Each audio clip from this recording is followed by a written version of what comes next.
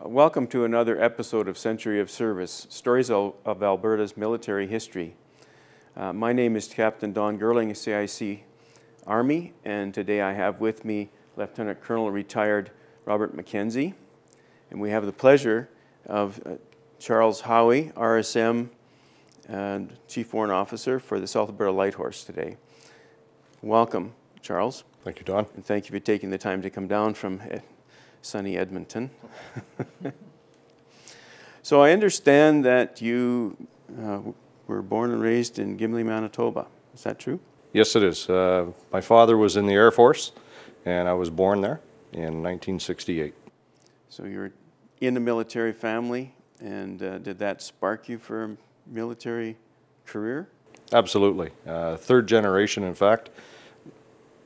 My mother's father was also in the Air Force in the war, and I followed my dad's footsteps into the Canadian Forces. They found it strange that I went Army, as I was an air cadet in my youth, and there you go. Okay, and so how many years did you spend in the cadet movement? 6 years. So that's basically the whole time? I did, right to the very last minute. And when did you decide to enroll into the military then after? Shortly after the air cadet scheme was done. And where did you enroll then? In CFB Edmonton, the South Alberta Light Horse B Squadron had been active there for 10 years, and that's where I started up. So obviously you moved from Gimli, Manitoba at some point. Yes, we did. And my father was posted around Canada for 4 postings since then, and we ended up at CFB Edmonton. Okay, so that's the connection of how you got into there. Yes. Okay, super. And at that time, of course, military training always changes, but where did you do your basic training? My basic training, I completed it in the CFB Edmonton, in Griesbach Barracks. Griesbach? Yes. Okay, you joined in 98? 1988. 88, okay, I apologize for that. Going back, you had to start off with recruit training, and then you went to your trades training. Yes. And what did you specifically train to be? Crewman. A crewman in using what vehicles? Well, the vehicles we had at the time, sir, are the Altus 4x4 quarter-ton truck and the AVGP Cougar. And what was your trade in the when you went into you were a crewman, but you went into the Cougar as an armored crewman? Yes. And what was your first trade in there? First trade I took, sir, was the driver maintenance for the AVGP. What do you remember about the AVGP? Or do you think back in fondness towards it? I do. You had the feel of armor. The reserves haven't had tanks since the phase out of the Sherman, of course, and at least here we had a 2-person turret with a 3-inch gun, 76mm gun, coaxed as well, and so you could conduct actual tank drills with it, and that's what gave you the sense of armor there. Mm-hmm. Now, do you remember any particular exercises you went on with the Cougar, or any stories about that? Oh, sure. There was lots of exercises where both live and dry. Insofar as live, we would do battle runs when I was driver, gunner, commander.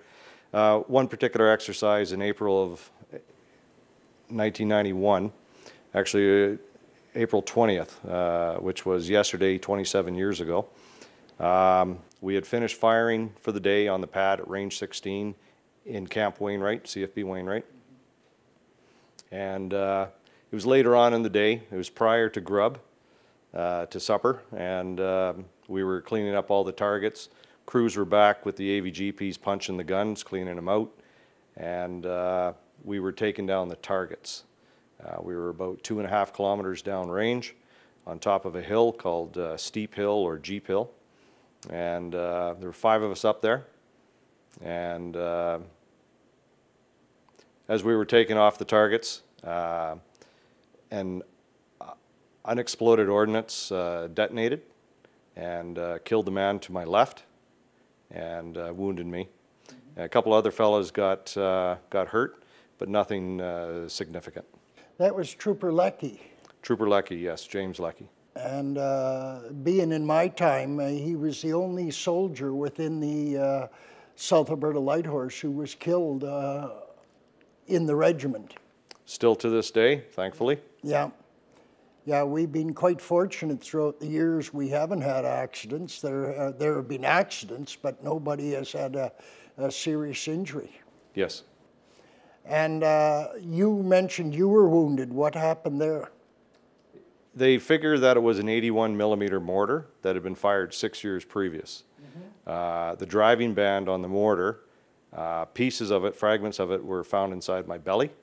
And so they were able to do the CSI, if you will, and that's what they figured happened. An 81 millimeter, probably fire for effect, a lot of rounds in the air, a lot of smoke. You can't see every round detonating, and we were right in the impact zone. And military training is inherently dangerous. I mean, you drive around with your lights on during the day and turn them off at night.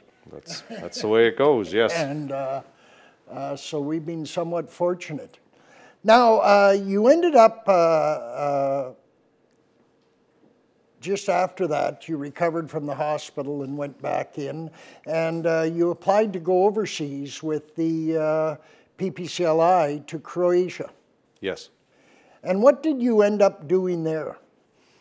Well, sir, the 2nd Battalion took me on. I was fortunate enough to go to A Company, 2 Platoon. I was the weapons deck commander for that tour. Into that tour, one of our sergeants and a couple corporals had gotten injured.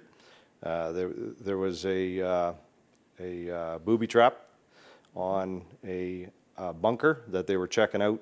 Anyway, that sergeant was removed from theater. He lost part of his leg. I was moved in as 2IC Pioneer section within the same platoon, and rode out the rest of the tour in that position. What was your, now you talk weapons debt. What weapons were you using within the weapons debt in the infantry company? There were 4 primary to the weapons debt. We had the 50 caliber Browning machine gun, the C6 GPMG, the 84 millimeter Carl Gustaf, and at the time the wrap round was brand new, and the 60 millimeter mortar. And so did you have an opportunity to deploy or fire them when you were over in Croatia? Oh, yes. Yeah. Yes. In action against an enemy or just C6. on the ranges? C6, yes. Yeah, the C6. And that was the particular tour that had the medic pocket in it. It is. Yeah. My company never went into the pocket itself. The pocket happened relatively quick. It was done and over in relatively quick time. Primarily Charlie and Delta Company, as well as elements out of the regimental headquarters. So for our, just as a point of explanation for our viewers, what is the C6 in terms of a weapon itself? The C6 is a 7.62 millimeter belt-fed machine gun. It is air-cooled.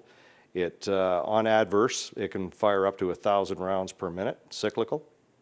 200 round belts, sorry, 220 round belts. Someone's going to pick me up on that one, I know they will. And 220 round belts, and each belt weighs about 15 pounds. And we carried a lot of belts with us. So was that fixed to a vehicle, or was that one that you could deploy with a tripod as well? We deployed it with the SF kit, Sustained Fire Kit, which is a tripod. It mounts a sight on the side and everything. But primarily, we just carried it. We just carried it. We didn't mount them at all. The 50 cals were mounted on top of our armored personnel carriers. And the C6, well, there was one per platoon, and a platoon had 35, 36 guys. And myself and my weapons det C6 gunner, we would share the burden of carrying it. So when you talk about your job as weapons det commander, what does that entail in terms of your job? Well, the captain, the commander, would, or the platoon 2IC, the warrant officer, would state, I need a C6 up there, I need a 50 cal up there, I need a mortar up there, I need a 84 millimeter over here. I would deploy, I would sight, and I would employ those weapons.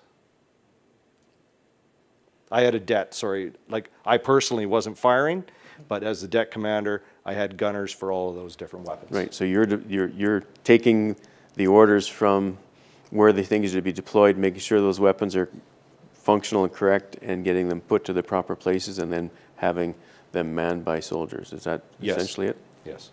Okay, what was, now you went to Croatia. At that particular time, there was not nice things happening in Croatia.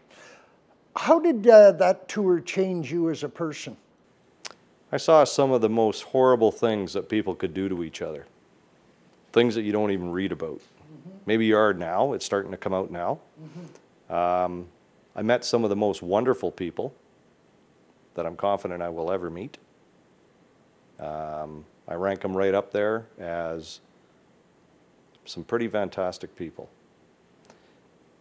However, as I said earlier, is in war, especially a civil war, which is some of the most dirtiest fighting ever, I've seen just some horrific scenes and smells that I will never forget.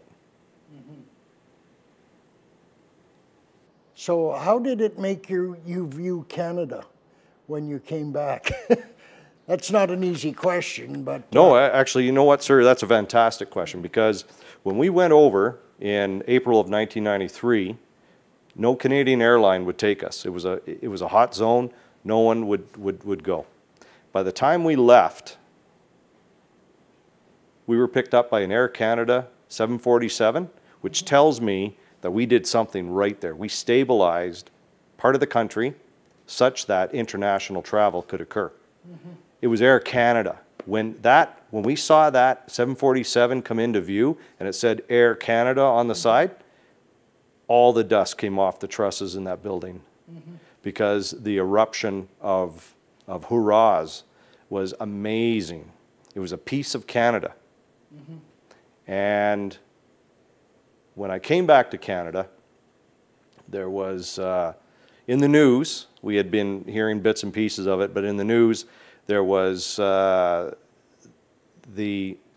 separatist movement down east was going strong. And I just shook my head. I said, you folks have no idea. None. How lucky you have it.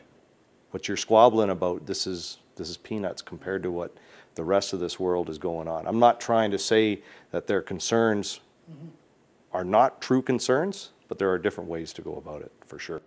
Now, you were with the PPCLI. How did the taking a look at it, how an infantry regiment does things, change your view of the military, which is quite a bit different than the Armored Corps? Yes, they are. Understanding the crewman's skills and what the armor can bring to bear, knowing that we can't work in isolation, the all-arms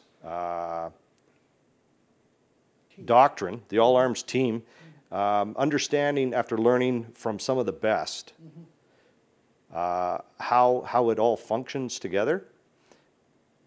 My impression of the infantry are these are the great, I'm at a loss for words here, but these folks are great soldiers.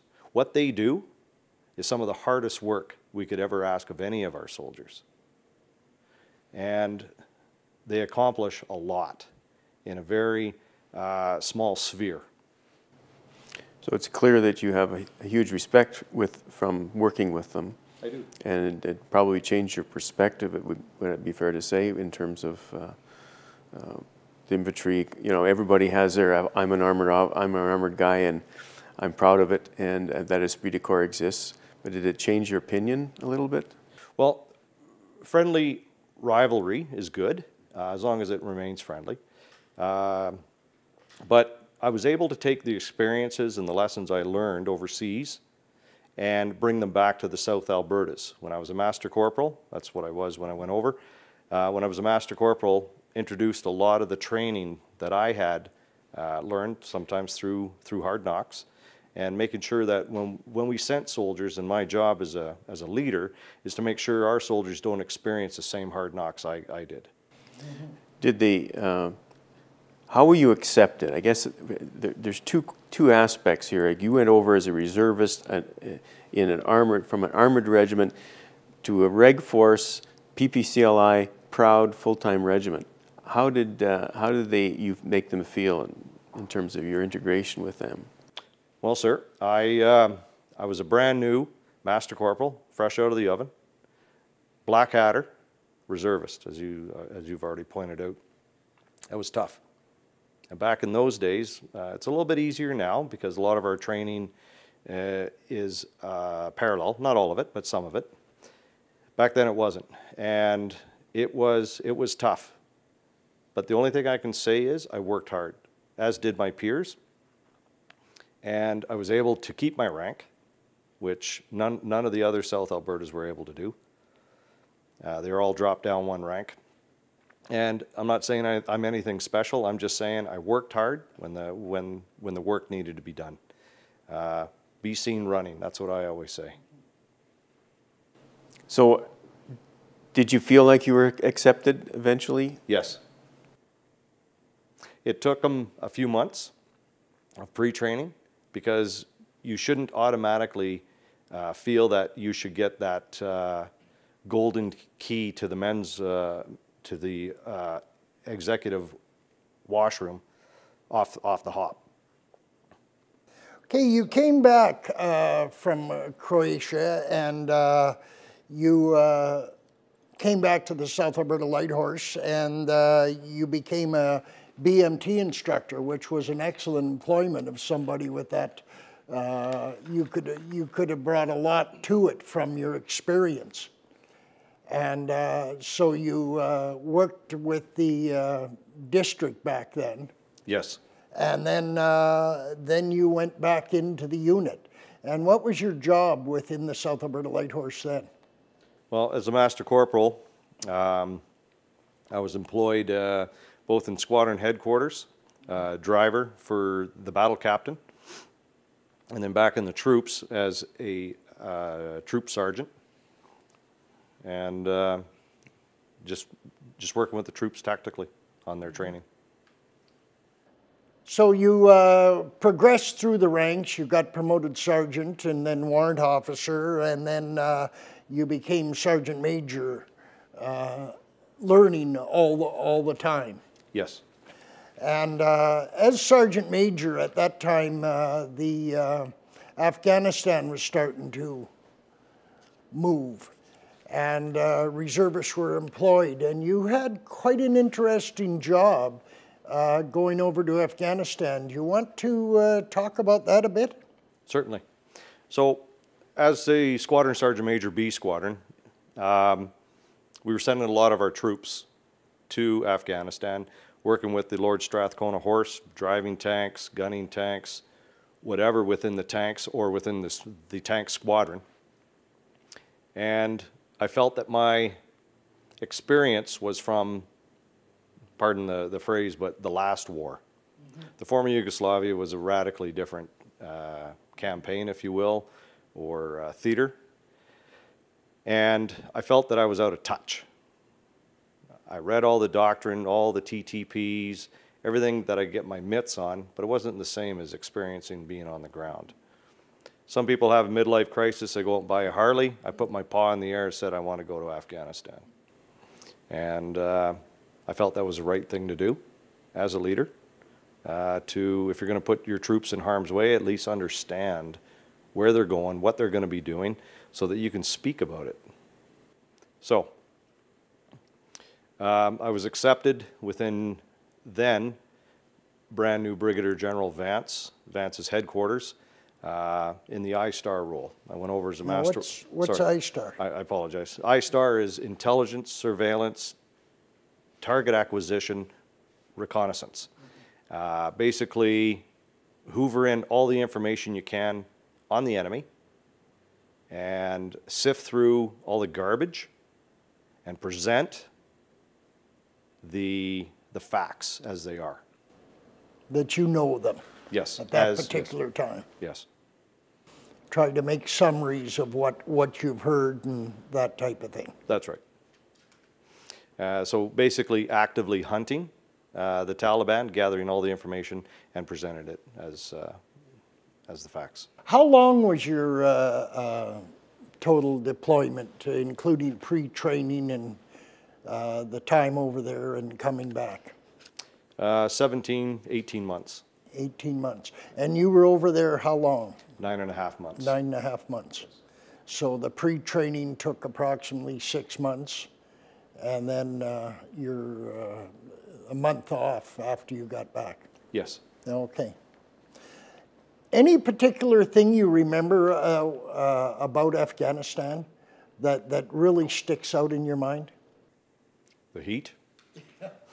No, of course, as you can imagine, it's drastically different than our little piece of the pie in the world. So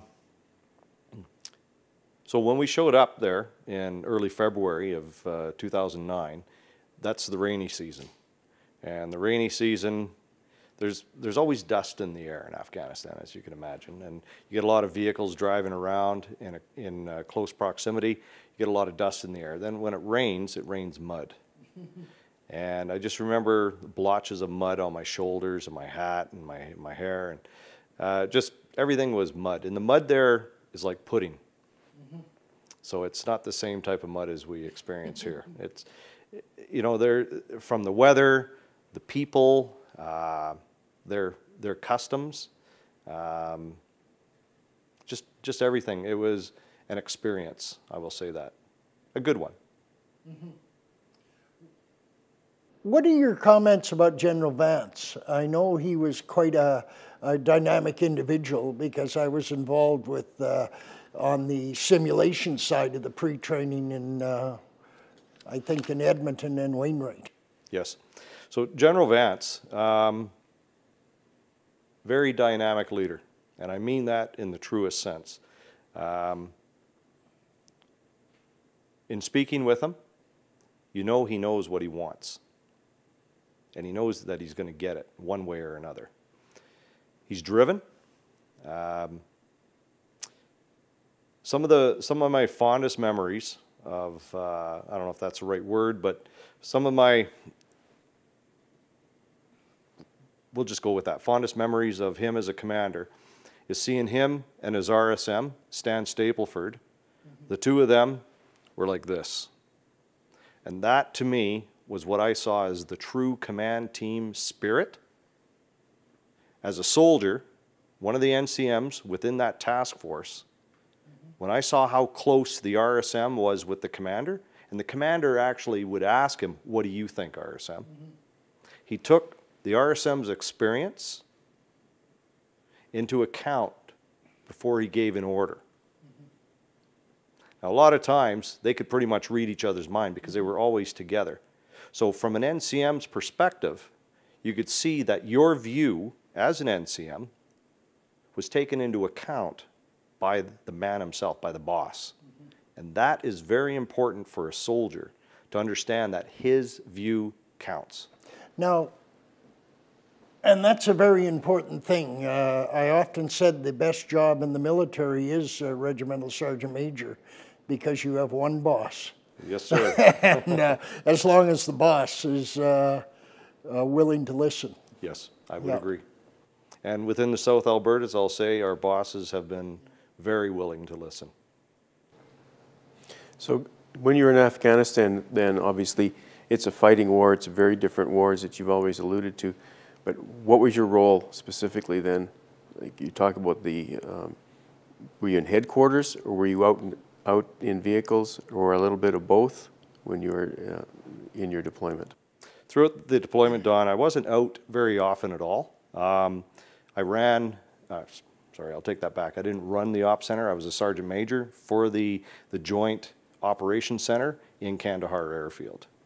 The G3 and I, he was the operations officer for all of Kandahar province on behalf of the general. He worked for the general. And within that operations center, there was all the different sensors, all the different aspects of the headquarters had a front row seat. If you could imagine the operations center, central map board, all kinds of computer screens. Some of them were 9-foot by 9-foot screens, bringing in all the information, all the sensing aspects for the province into one operations center so that intelligent and informed decisions could be made at a moment's notice. Within there, I would coordinate the deployment of what are commonly called drones now, the Predators, the Reapers, Global Hawk, Rivet Joint, J-Stars, all of those sensing assets to bring in, as we talked about earlier, all those information pieces that are fragmented and feed it to the ASIC, which is the All Source Intelligence Cell Center, and they would then turn it into workable information for the commander to make those informed decisions. Now, did you have some Afghan people involved in this, or was it strictly just the coalition forces that were in your group? In my group, strictly coalition forces. We would work with the Australians, the Americans, and the Brits closely, the Dutch at times, and that's primarily who we worked with. How did you find that relationship with so many in the coalition, with working with all of those different country soldiers? Well, sir, it became easier as time went on. Breaking down the barriers, honestly, acronyms. You know, for those of us who've all worked in headquarters, acronyms are certainly some of the biggest things. You sit there and scratch your head. What the heck does that stand for? Or in their nation's military, it stands for something totally different than what we call it. So asking questions is super important. However, working with people, again, military is all about its people. And that transcends our national borders. Our friends within NATO, we all have to get along and work together. And I found overall everyone was there to do that one mission. So you were able to, I mean, obviously when you get into a relationship, it's important that you have interpersonal skills. You have to be a people person. Is that fair to say? Yes, definitely. And you build that relationship. Now, being a reservist all this time, you've had a lot of civilian jobs also. How has being a reservist helped you in your civilian occupation? That's a great question, sir. When I came back from Croatia, I started my apprenticeship as a carpenter. And as I progressed in rank in the military, I also progressed in position and accountability within my civilian employ. When I was promoted sergeant, I was made up as a foreman basically in the same month. What I found is, as I progressed through both streams, is that they complemented each other. On the civilian side, you definitely have to be a people person if you're going to be employing the assets, the people, the tools, the materials to get the job done. Same with the military. However, on the military back then, I can speak to back then in the 90s and the 80s, is that that wasn't seen as important or as important as it is today. So I would say that they would complement each other all the way. And as a result of your military experience, you got some jobs you wouldn't have had as if you had just had your civilian experience, because you ended up at Fort McMurray, didn't you, because of your military experience? Yes, I did. Suncor took me on as a project manager shortly after Afghanistan, and it was because of my experience in Afghanistan that they asked me to join the team. And they went specifically looking for military people in the sergeant major level, didn't they not? Yes, they did. And looking around. So you spent how many years in Fort McMurray? Total of 5. And in that time, I progressed from the position of superintendent through to senior manager within Suncor. Now, what our job was, as you said earlier, is we formed a headquarters, basically, an operations center that I modeled. I was made up manager of the team within a year and a half, and I modeled it. We modeled it after the operations center that we had in Kandahar province, or any other operations center or command post that you would have out in the field. How does that tie in with a civilian? I mean, you're talking about being over in Afghanistan and coming back and applying some of the same lessons in organization to a civilian. How did that work exactly? Well, the military's been doing it for about 600 years, so we've worked a lot of kinks out. So one of the aspects, what we had to do for Suncor is they would have what they call shutdowns or turnarounds. And up there, turnarounds are large shutdowns. And a shutdown is basically when you do a massive, massive renovation. And every day that you're down, you're losing millions. And plus the cost of bringing on 5,000, 6,000, 7,000 people for a short duration of time, well, you're looking at tens of millions every day. So every day that they were down, they were losing money. Got it. But what they needed to do is make sure that the support networks were in place just in time. So then we would deliver, our team would deliver all the support mechanisms. In the military, we call that the G4 shop. All of the logistics, all of the infrastructure, all the support mechanisms such that the guys doing all the wrench turning and everything could effectively do their jobs. This way their guys weren't delayed on broken down buses, on roads that were washed out. Lunch rooms were fully serviced and ready to go for their guys. Toilets were fully functioning. That's what soldiers do. And at the sergeant major level, that's where sergeant majors excel, because they've done all those jobs and they understand what that trooper and that sergeant need in order for them to do their job. And that's why we built the core of the team based on a lot of senior NCO and warrant officer types, so that we could effectively bring the fight to Suncor. And it worked. It worked great. Why did you decide to get out of Suncor, other than the fire? Well, the fire happened a year and a half later, but 2015 oil went for a downturn, and They weren't doing... it was also time for me to come home. 480 kilometers between driveways. I bought a house up in Fort McMurray, and my home in northern Alberta. It was time for me to come home. And then you were RSM before you went up to, you decided that this was too big a opportunity to turn down, so you took a leave of absence or that when you were with Suncor, did you not, or did you? Yes, I did. Yeah. Yes, I did. So 2010, December 9th of 2010, I was made up as Chief Warrant Officer and RSM of the South Albertas. And I was there until end of 2011.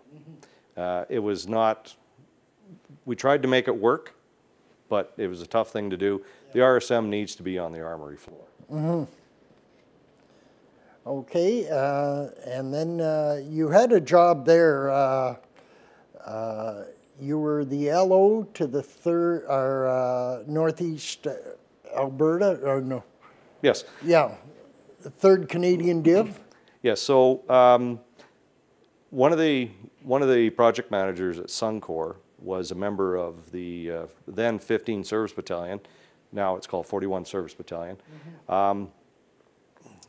He had to step down, and he was in the position of liaison officer for 3rd Canadian Division for Northeastern Alberta. And essentially what that job entails is working with the local emergency services. So the RCMP, the police, the bylaw, the ambulatory, the fire department, all of the emergency services. And basically just act as the LO, back and forth, ensuring there was dialogue between the two. Coordinating response if it was needed up there? Coordinating response, but also support networks. Just simple questions. Where does the military purchase this? How does this done? Do you have drills for doing these things? And it was a two-way feed. So. Was it an interesting job? It was. Yeah. I met some really good people up there. Okay. And then September 2015, you got the job of RSM back. Yes. The South Albertas have been a lot of things for me, all good. They were instrumental in my recovery after I was wounded in 1991. They afforded me opportunities to go overseas, 1993, 2009, to develop my leadership and managerial skills. Just everything that I am today, a lot of it I can attune to the South Albertas. So during your tenure, which is what, some 30 years? Pretty close. And obviously you talked about the Cougar in the early times, and the regiment was gone from armored to armored recce and back and forth. You went through all of those things.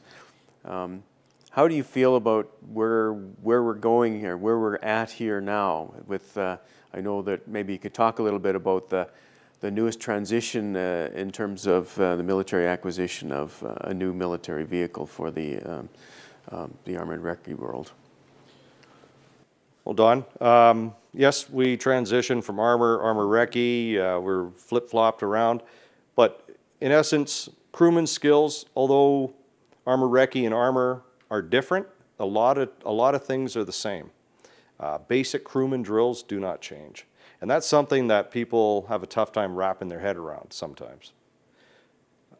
Ownership of your vehicle, ownership of your weapon systems, basic soldier skills in the field, whether mounted or dismounted, do not change.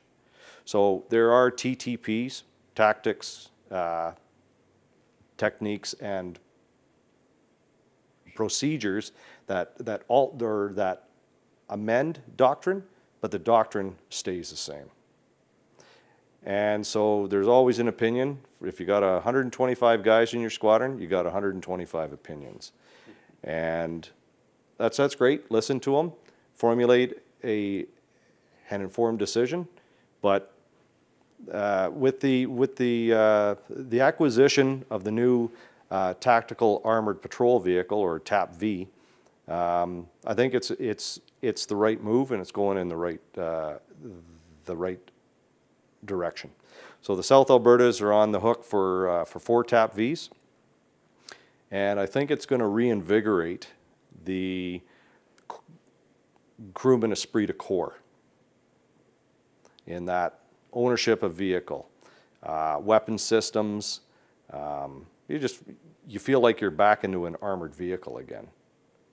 So, my understanding is that the Strathconas have come on board with the idea, and that's been bought into the regiment from the reserve side that they're going to train exactly the same way so that it's absolutely coordinated training. Is that actually taking place? Yes, it is. And in fact, at all levels within the regiments, both the Strathconas, the South Albertas, and the other 5 Armoured Reserve regiments within the 3rd Canadian Division, there is a lot of dialogue, but more important than dialogue, there's action. So the Strathconas have already proven that everything that they've said that they will do, they've done, and more. They have provided instructor cadres to train the trainer. And what I mean by that is our first iteration of TAP V gunner and drivers going to the Strathconas were master corporals and sergeants and even warrant officers, such that they can come back and train our guys. They've offered up their vehicles to use within their lines so that all the support networks are in place. There's nothing worse than having a vehicle on an armory floor and it's busted for whatever reason and you can't train on it. They have all the mechanics, they have all the spare parts, they have all the things that we need to effect a quick repair on a vehicle so it can get back out on the road and train the troops.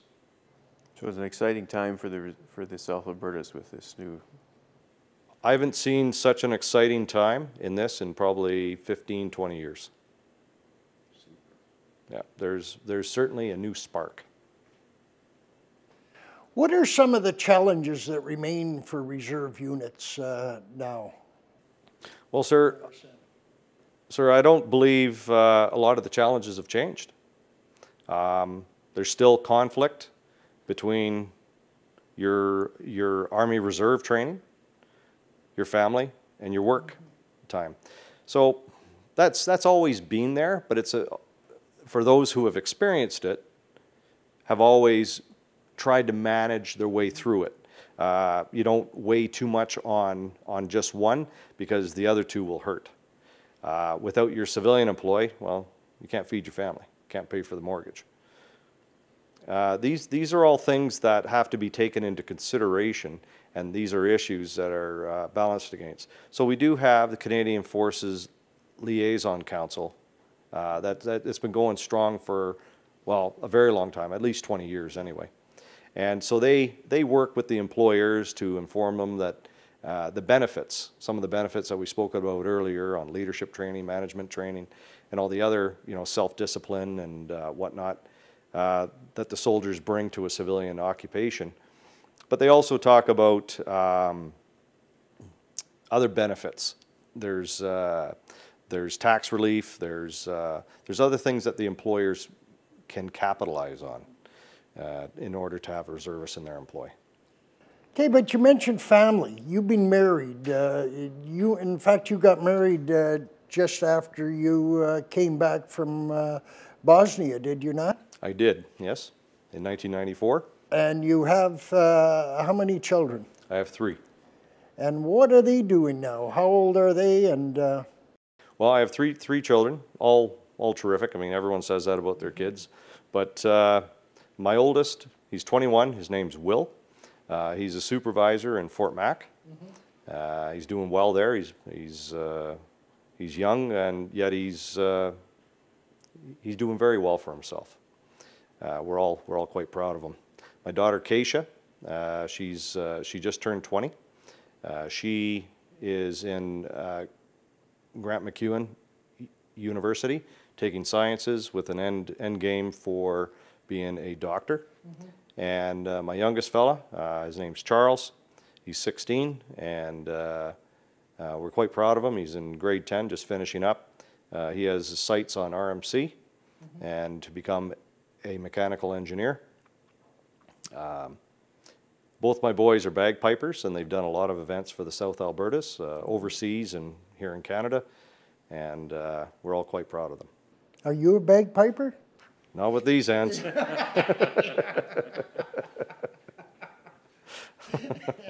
But both your boys are? Both my boys are. I couldn't carry a tuna in a wet paper bag. Similar to me. Now, have any of your boys joined the military? No. My youngest son, Charles, he's got his paperwork in. He wants to join the South Alberta Light Horse here. But he's only 16. He's only 16. With Papa Bear's signature, he can join. And we've got the view would be that if he does get into RMC, having a couple of years Army Reserve time under his belt would help him on many. Immensely. Yes. Yeah.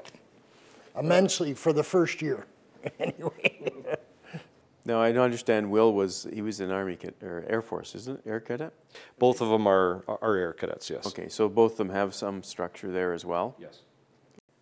And that's where they learned how to pipe. So Will was, as Don knows, Will was overseas with the 2016 battlefield tour that we conducted, and he piped us across Western Europe. It was a good time. Yeah, he did a fantastic job. Yeah. Speaking about the battlefield tours, you've been on a couple, haven't you? Yes, I have, sir. Any comments on those? Well, 2007? Yes. Yeah, 2007. You and I were on that battlefield tour together. And it was considerably smaller. If I recall correctly, it was 44 people on that one. And on the one in 2016, we were at 86, I believe. So considerable. And the one in 2019 is going to be about the same. Yes, it's going to be very large. The liberation of Bergen op Zoom and West Brabant is very significant in the regimental history, of course. Yeah. Where are you going after your tours, RSM? Well, I've been, there's a couple things have been floated for me. I'm not ready to CFR yet, to commission from the ranks to captain, although some are saying that I probably should, but anyway, no, where I'll probably go is the territorial battle group, and that's a position within 41 Brigade, where all soldiers, if they put their paw in the air, saying that they're going to go fight fires or floods or anything, they get rolled up into the territorial battle group. So you'll be within the planning cell in that territorial battle group? Yes. Planning what if? The what ifs, Yeah. yes. Yeah, okay. Anything else you would like to say, Chuck? Well, I think in closing, just final comments is being an Army Reservist, in particular, member of the South Alberta Light Horse, has been a true honor. To be a member of the forces, I think, is something that I am certainly very proud to have done. Very little things I would change. Your wife obviously supported you throughout all this time. Yes, she has. Yeah. She's been a rock for me, and significant in how well and how far I've gone. Because I know that's so important. If the wife isn't on your side, you're not going anywhere. The number of people that have quit because their wives couldn't support them being away in that. True statement, but it goes back to what I was saying earlier is you got to strike that balance. And if you can't find that harmony, then you have to do whatever it is to do to accomplish it. Well, you've had a very interesting and varied career, and you've been successful, and you have a lot of time ahead of you to still develop in the military, and I wish to thank you very much for joining us. And this has been another session of A Century of Service. Thank you.